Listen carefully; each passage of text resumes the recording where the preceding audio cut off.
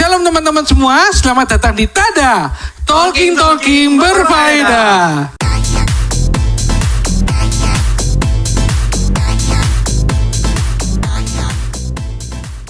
Kembali lagi di konten paling Kristen sak YouTube loh, konten paling Kristen rek, swanger gak kon. Bersama saya Andrew Dan saya Yosafat. Aku Dio. Di malam Kamis teman-teman yang akan menemani teman-teman, kita akan membuat konten yang membahas tentang firman Tuhan secara singkat, padat, jelas. Ya, dan pada hari ini kita juga akan melanjutkan pembahasan kita mengenai Tuhan, bagaimana dengan moralitas. Nah, moralitas yang akan kita bahas pada malam hari ini teman-teman adalah tentang homoseksualitas. Bagi teman-teman kita disclaimer ya, kita tidak sedang mendukung atau mempromosikan atau semacamnya tentang LGBTQ. Tapi kita akan membahas dari sudut Alkitab, benar nggak? Benar sekali. Yes. Tapi teman-teman, menurut Wikipedia, apa sih LGBTQ itu? Saya bacakan ya, menurut Wikipedia. Homoseksual secara sederhananya itu adalah ketertarikan seksual atau cinta, tetapi terhadap sesama jenis. Jadi kalau laki-laki ya laki-laki, kalau perempuan ya lesbian itu tadi. ya, nah dan isu ini pun benar-benar real, benar-benar ada di lingkungan bermasyarakat kita teman-teman semua. Nah, pertanyaannya adalah mengapa ya seseorang itu kok bisa menjadi seorang yang homoseksualitas, dan apa sih kata Alkitab mengenai homoseksualitas itu? Nah, oleh karena itu teman kita yang satu ini, Dio, akan mencoba untuk menerangkan kita semua. Oke, jadi gini guys ya. Jadi ya kembali lagi aku juga mau disclaimer bahwa kita ini bukanlah expert di bidang ini. Tapi di sini kita cuman mau membawa sudut pandang baru, ya kan, new perspektif khususnya dari sudut pandang Alkitab seperti itu. Nah, sehingga nanti dikat ya Bapak. Nah, kita mau mulai dulu tentang ini ya. Saya ulangi juga. Nah, berdasarkan Alkitab, jadi kan jenis kelamin yang diciptakan oleh Tuhan adalah laki-laki dan juga perempuan. Ya kan, Adam dan juga Hawa, seperti itu. Nah, pertanyaannya, lalu dari mana atau apa yang menjadi penyebab seseorang itu menjadi homoseksual, seperti itu ya.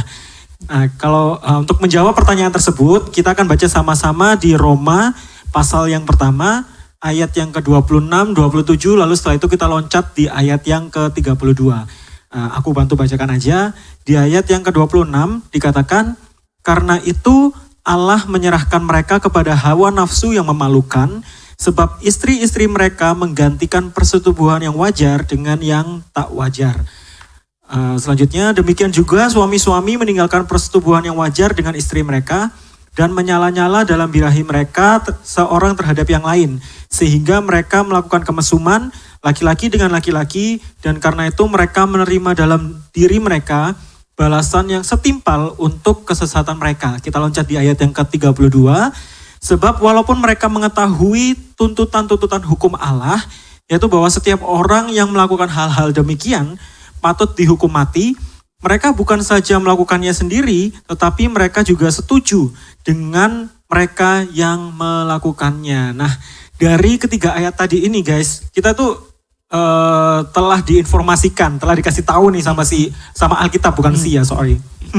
Kita telah dikasih tahu oleh Alkitab bahwa homoseksual itu terjadi karena hubungan kita dengan Tuhan itu tidak terbina dengan baik, seperti itu. Bahkan dikatakan di ayat yang kita baca tadi, manusia itu dengan sengaja menolak, menindas kebenaran, bahkan di saat mereka tahu kebenaran itu sendiri gitu loh. Bahkan saat mereka tahu bahwa itu melanggar tuntutan hukum Allah, seperti itu ya kan. Terlihat dari ayat yang tadi mengatakan bahwa manusia mengganti yang wajar dengan yang tidak wajar. Lalu juga mereka melakukan hal-hal tersebut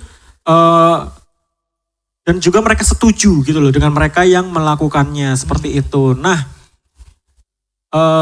dengan kata lain, homoseksualitas adalah suatu dosa di dalam pandangan Alkitab karena menolak karya dan rencana Allah atas pria dan wanita. Nah, sebaliknya ketika Allah menguasai hidup seseorang, maka Allah juga menguasai keinginan seseorang tersebut, keinginan seksual seseorang tersebut, dan kita pun juga menguasai diri kita karena kita sadar gitu kan dengan bahwa Allah itu adalah satu-satunya Allah dan kita ini telah dipanggil untuk memuliakan Allah melalui tubuh kita seperti itu guys. Nah terus mari karena itu kita terus belajar gitu kan mengenal kehendak Tuhan dan mengikuti kehendaknya. Nah tapi ini sudut pandangku pribadi guys.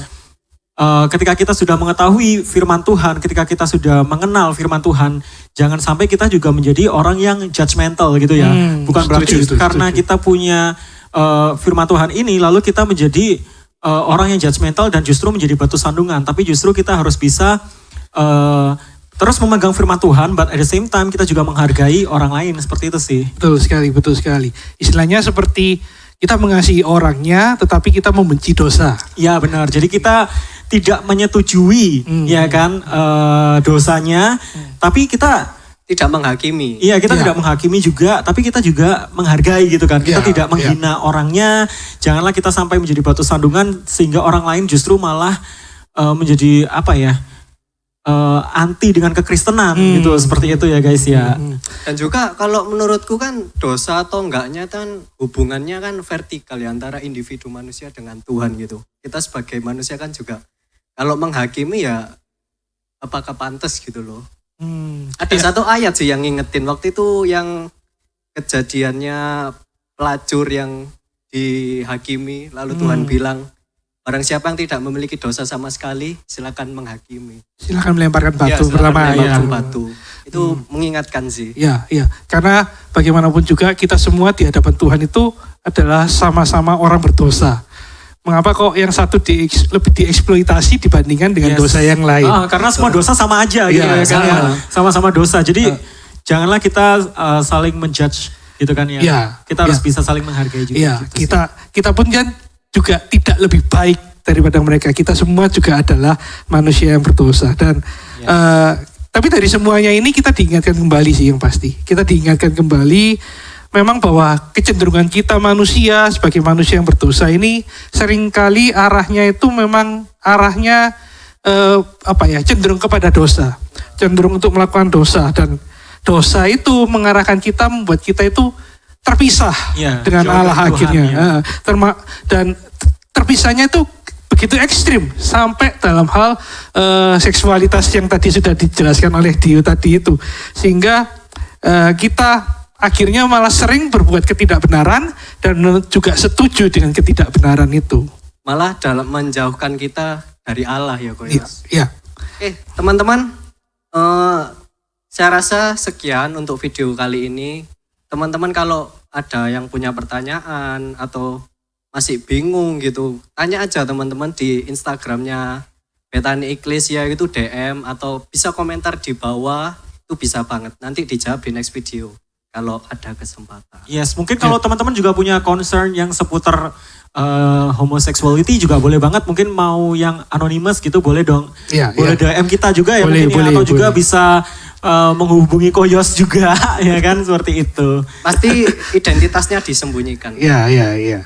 Jadi apapun pertanyaannya teman-teman silakan kirim aja, bahkan kritik dan masukannya pun juga silakan kirim aja supaya kita pun juga semakin bisa kita semua dapat sama-sama bertumbuh. Benar banget. I think enough. Enough. See you teman-teman di next video. Bye-bye. Bye.